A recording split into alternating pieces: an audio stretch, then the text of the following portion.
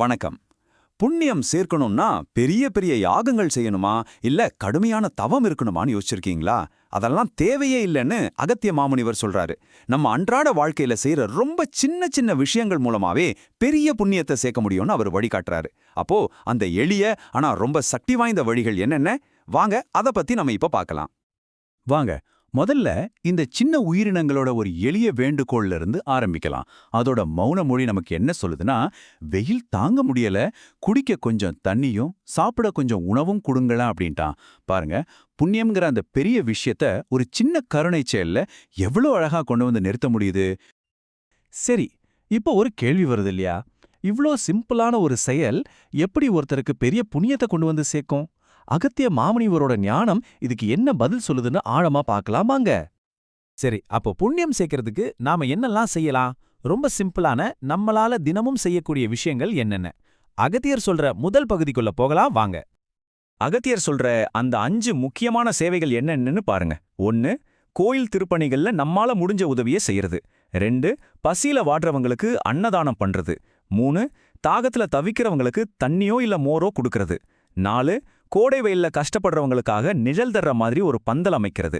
கடைசியா 5வது, நம்ம வீட்டுக்கு வெளியில பறவைகள் விலங்குகள்னு மத்த உயிரினங்களுக்கும் கொஞ்சம் தண்ணியும் உணவும் வைக்கிறது. இதுல எதுக்குமே நம்மால செய்ய முடியாத காரியம் கிடையாது இல்லையா? ரொம்ப எளிமையான ஆனா ரொம்ப சக்தி வாய்ந்த செயல்கள் இவை. ஓகே, இப்போ மற்ற உயிர்களுக்கு எப்படி சேவை செய்யறதுன்னு பார்த்தோம். ஆனா அதோட முடிஞ்சிரல.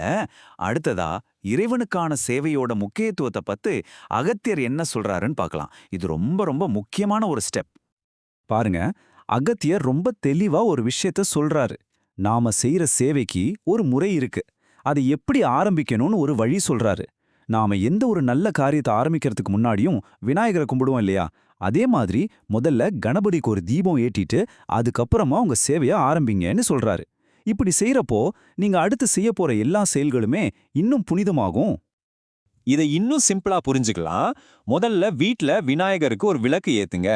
அதுக்கப்புறம் அது மனுஷங்களா இருக்கலாம் இல்ல விலங்குகளா இருக்கலாம், எந்த உயிரா இருந்தாலும் சரி, அதுக்கு கொஞ்சம் உணவு கொடுங்க. இந்த சின்ன விஷயத்த காலையிலயும் சாயங்காலமும் செஞ்சா அது ரொம்ப ரொம்ப விசேஷம்னு அகத்தியர் சொல்றாரு. இந்த சிம்பிளான ஆனா பவர்ஃபுல்லான வரிசைய மறக்காதீங்க. சரி, இதுவரைக்கும் நாம என்ன செய்யணும்னு பார்த்துட்டு இருந்தோம். ஆனா இப்போதான் நாம விஷயத்தோட மைய புள்ளிக்கே வரோம். என்ன செய்றோங்கிறத விட எப்படி செய்றோங்கிறது தான் ரொம்ப முக்கியம்னு அகத்தியர் சொல்றாரு. ஆமாங்க, நம்ம மனசுல என்ன நினைச்சு செய்றோங்கிறதுல தான் எல்லா ரகசியமும் அடங்கியிருக்கு. இந்த ஆழமான தத்துவத்தை புரிஞ்சிக்க வாங்க இந்த காட்சிக்குள்ள போவோம். இங்க ஒரு சீடர் இருக்காரு. அவருக்கு உண்மைன்னா என்னன்னு தெரிஞ்சுக்கணும்னு ஒரு பெரிய ஆர்வம். அதனால அகத்திய முனிவர்கிட்ட போறாரு. அவர் முனிவர்கிட்ட என்ன கேக்குறாரு தெரியுமா? சுவாமி, புண்ணியத்திலே பெரிய புண்ணியம் எது? பசிச்சவங்களுக்கு சாப்பாடு போடுறதா இல்ல படிக்க உதவுறதா?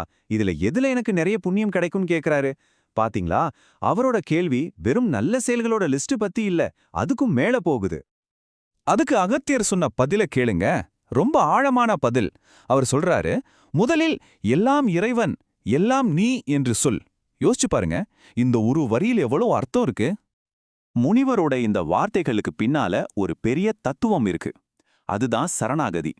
சிம்பிளா சொல்லணும்னா, நான் தான் இதை செய்யறேன்னு நினைக்கிற அந்த அகந்தைய விட்டுடுறது, எல்லாமே இறைவன் செயல்னு முழுசா நம்புறது. நாம வெறும் ஒரு கருவிதான். நம்ம செய்யற ஒவ்வொரு செயலும் அந்த இறைவனுக்கே அர்ப்பணம்னு நினைச்சு செய்யறது.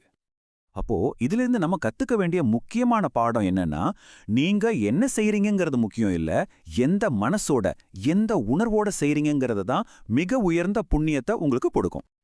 சரி, நாம இப்போ இந்த விளக்கத்தோட நிறைவுக்கு வந்துட்டோம். இந்த வழியில போறவங்களுக்கு அகத்தியர் ஒரு அருமையான ஆறுதலான வாக்குறுதி தர்றாரு. அது என்னன்னு பார்க்கலாமா?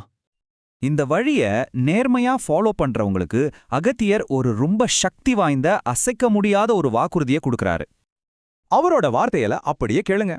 அப்பனே, என் பக்தர்கள் யாருக்காவது ஒரு நாள் எதையாவது அனுதினமும் ஏதாவது நன்மைகள் செய்து கொண்டே இருங்கள் அப்பனே, யான் பார்த்துக் கொள்கின்றேன் அப்பனே. அடடா, என்ன ஒரு ஆறுதலான வார்த்தை பாருங்க. நாம செய்ய வேண்டியதெல்லாம் நம்மால முடிஞ்ச ஒரு சின்ன நல்ல விஷயத்த மத்தவங்களுக்கு செய்யறது தான். மத்ததெல்லாம் அவர் பாத்துக்குவாருன்னு ஒரு தெய்வீக உத்தரவாதம் நமக்கு கிடைக்குது. சரி, இவ்ளோ நேரம் நாம கேட்ட இந்த ஞானத்தை நமக்கான ஒரு உடனடி செயலா மாத்துற ஒரு கேள்வியோட இந்த பதிவை முடிக்கலாம். இன்னைக்கு நீங்க என்ன ஒரு சின்ன நல்ல விஷயத்த செய்ய போறீங்க?